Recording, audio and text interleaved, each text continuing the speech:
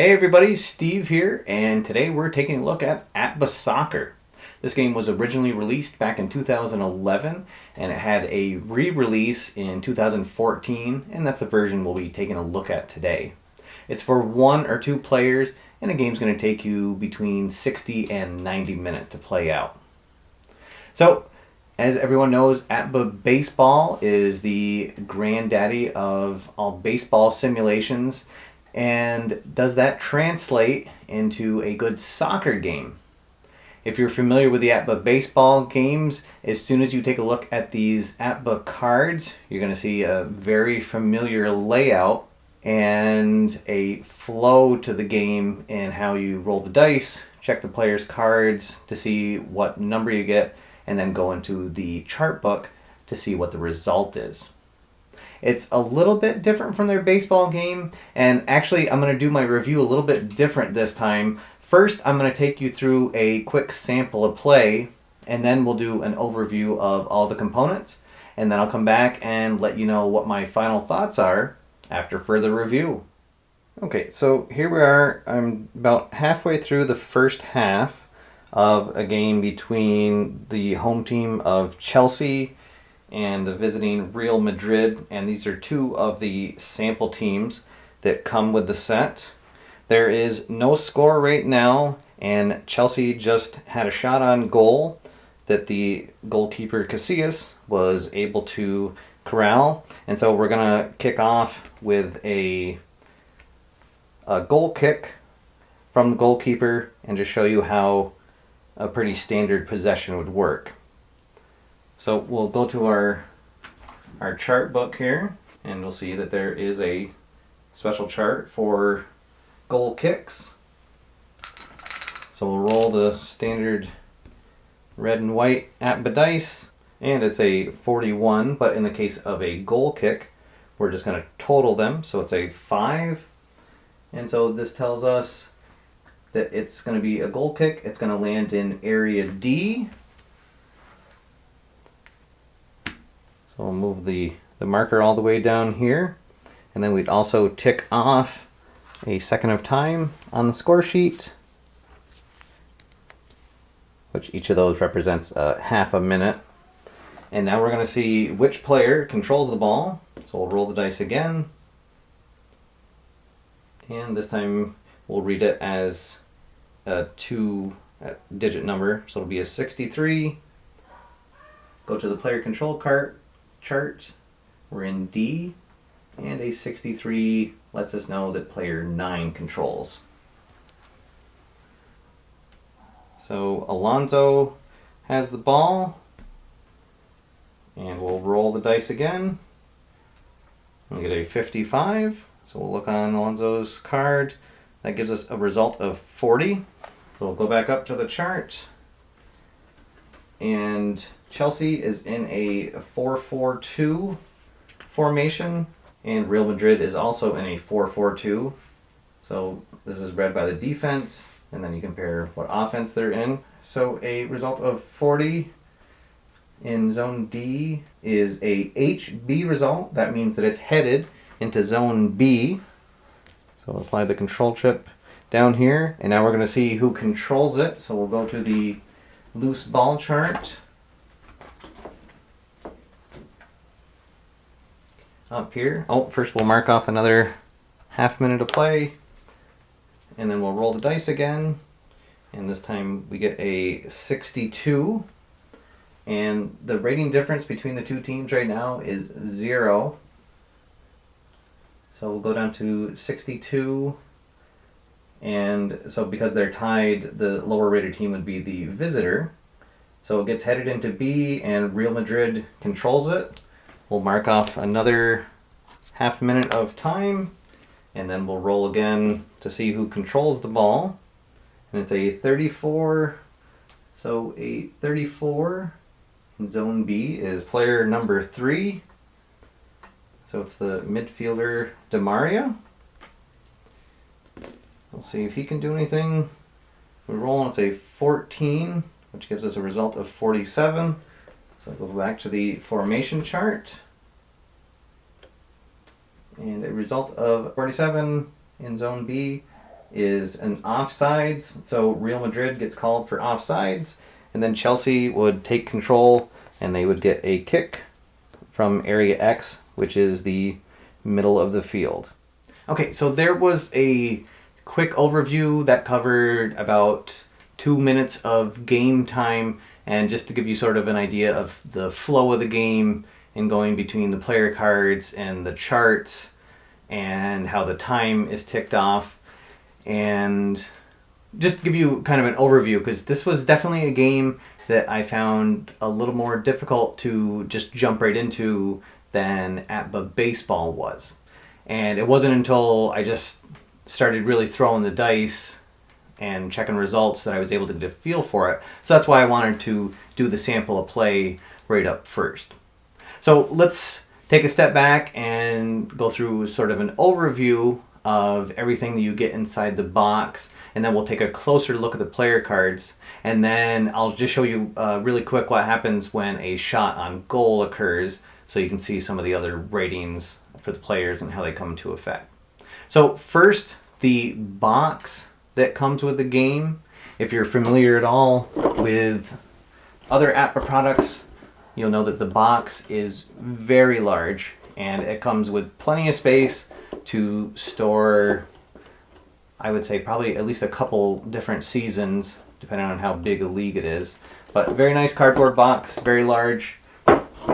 And the game also comes with 4 sample teams. We saw Chelsea and Madrid. It also comes with Atletico Madrid and Bayern Munich. And these are from the 2013-14 UEFA set. So from the Champions League over in Europe.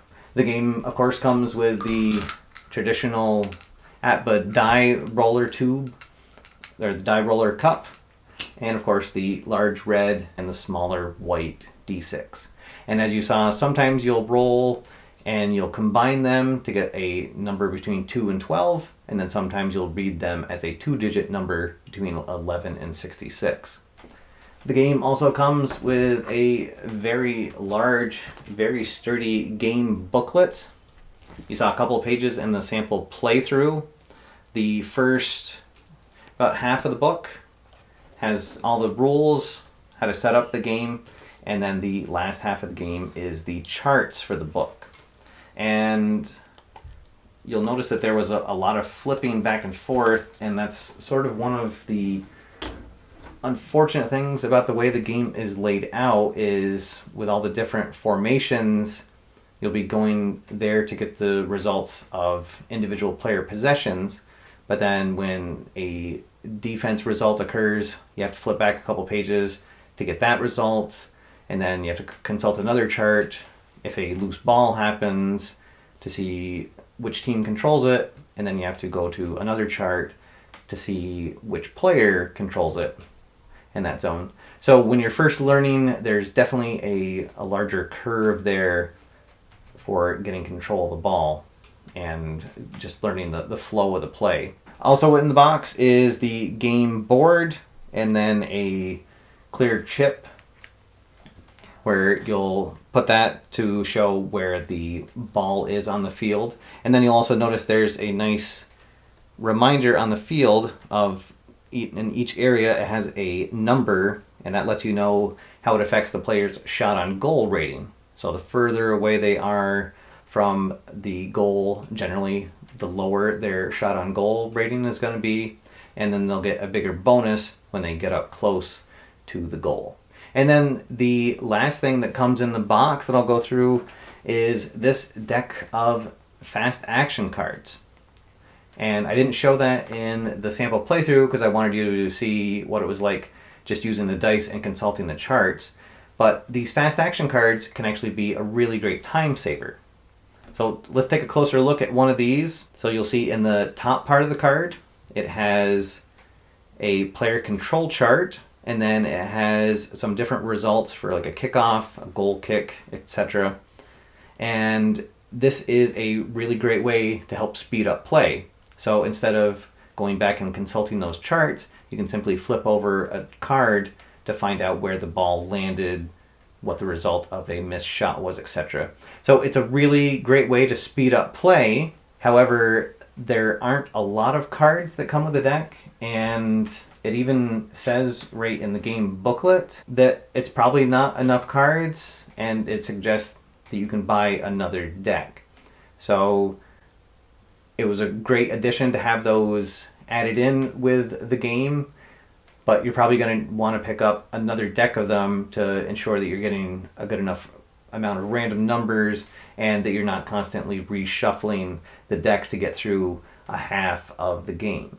So now let's take a closer look at a couple of the player cards. So here we'll take a look at Ronaldo. He's one of the star forwards for Real Madrid.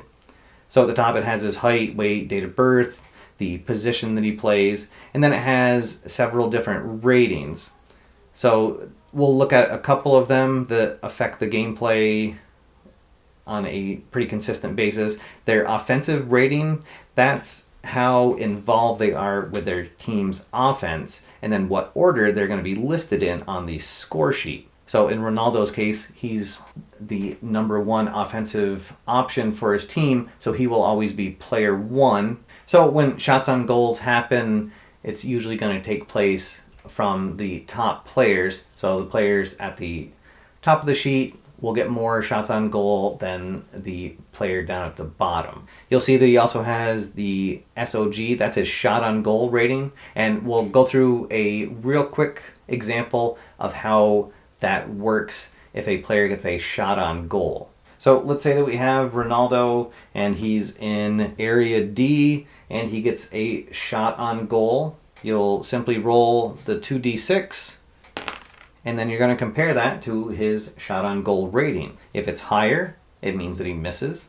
And if it's equal to or lower, that means that the shot is on net, and then the goalie will have to make a save. So in this case, we rolled a 41 because we're in area D. There's no change. And so the shot would miss. We'd go into the game chart for the missed shot. You'd roll the dice again. You'd add them together. So in this case, we rolled a 2 and a 1, so that gives us a 3, and that tells us that the shot goes over the net, and you would start the next possession with a goalie kick. And then the last thing we'll look at here is the foul ratings. So you'll see there's a RC, YC, and F, and so that's their red card, yellow card, and foul ratings. So when a foul occurs on a play, first you're going to find out who committed it, and then you'll roll a second time to see what kind of foul it was. So in Ronaldo's case, he has a red card rating of 11 and a yellow card rating of 13. So you'd roll the dice. If it was a 14 or higher, it would simply be an incidental foul. But if it was a 13 or a 12, he would get a yellow card. And if you roll snake eyes and get an 11, then he would be given a red card. And then the biggest space on the player cards, of course, is their possession result.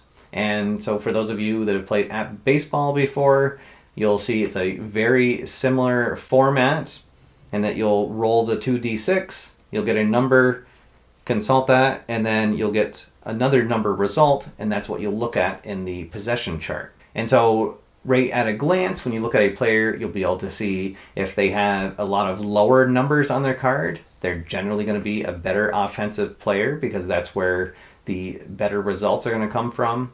And if they have higher results, then generally they're not going to be as effective as a offensive player because that's where you'll see turnovers and steals and offsides plays happen. And then really quick, we'll just look at the goalkeeper card. So the top is all the same information. The only main difference with the goalkeepers, they don't have possession results, they have save results. So when a shot on goal goes off, you'll roll the 2 dice and then you'll consult his card. So let's say in Casillas' case, a shot does go on goal. We'll roll the 2 dice. We get a 42. We'll look at his card and that tells us it's a result of 5. And then we'll go to the goalkeeper chart and we'll look at a result of 5, tells us that it's a no goal and then it's rebounded to area B. And that's all there is to a goalie making a save or not making a save. And if you're scouting the goalkeepers, you want to find one that has the least amount of 10 results on their card, because a 10 is a goal scored. So that's one of the great things about these. It's very easy to, at a glance, tell who your star offensive players are and who the really strong goalkeepers are. And so if you're wondering how the defensive players can help their team, you'll see on each of the player cards, except for the goalkeepers, after their position, they have a number listed in parentheses. And this is for an optional rule that you can use called marking. And you'll put one of your players, they'll mark another player on the team, and it's basically the equivalent of them playing man-to-man for the game, trying to minimize the impact of one of the star offensive players.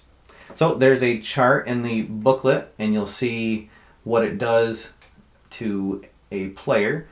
So if their defensive rating is a 9 or a 10, it's going to reduce the shot on goal rating of the player that they're marking by 2. So here you'll see the really strong defenders can also impact the game as well as the star offensive players. All right, guys, so there's an overview of APBA Soccer. So as you can see, it's a game, there is a definite learning curve to it. It's not something, at least for me, it wasn't something I was able to just pop out of the box and start playing. And actually, even after a couple of hours of going through the rule book, I was still really stumped, and I had to reach out for help on this review to get going. But once everything did click into place, it really does work well, and eventually you do find a good rhythm with the game. The charts are great, they're nice and big, they're easy to read. The problem is you go through a lot of flipping on the charts. So you're going to the formations, then you're going back to the defensive charts.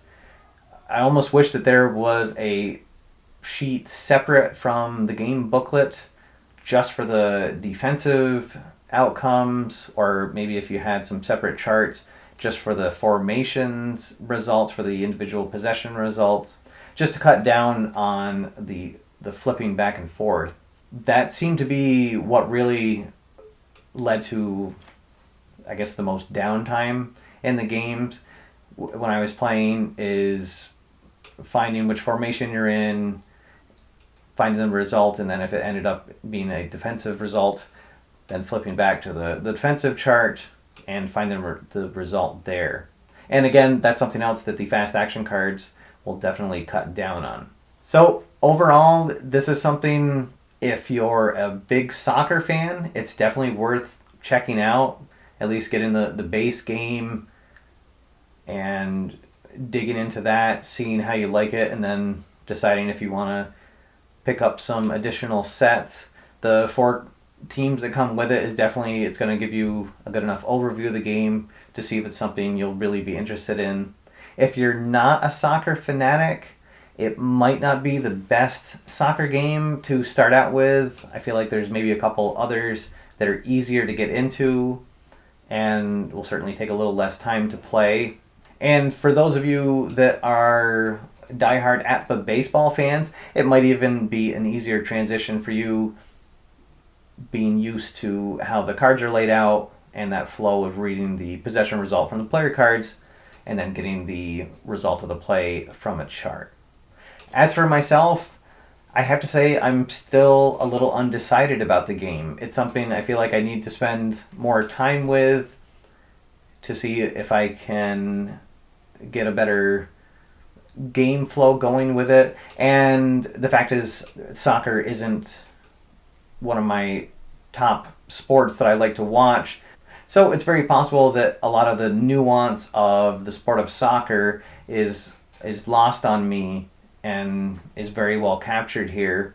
But from just a pure sports simulation standpoint, it's a solid effort, and if you do pick it up and you run into some issues, there's a great community online that can help you out. There's even somebody that created a separate chart of those possession results, so you can download those into Excel and print them out, and I think that might help speed up the process of playing out the game.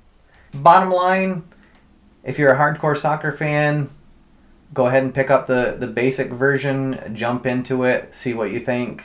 If you're not a soccer fan, maybe see if a friend has it first before you try it out. And for those of you that are longtime APBA players, I feel like it might be an easy transition going into it. And if you're looking for a soccer game, this might be a good place to start with APBA Soccer. Alright guys, that's all for now. Thank you for watching. My name's Steve, and I'll see you next time after further review.